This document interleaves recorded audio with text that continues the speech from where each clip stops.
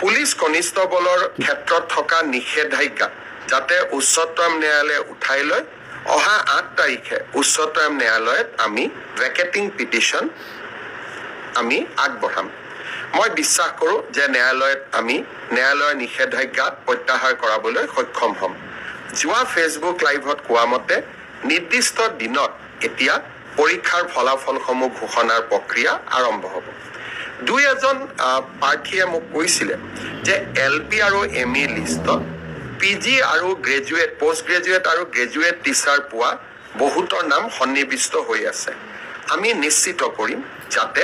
post graduate আৰু graduate টিচাৰত যিসকল নিযুক্তি হ'ব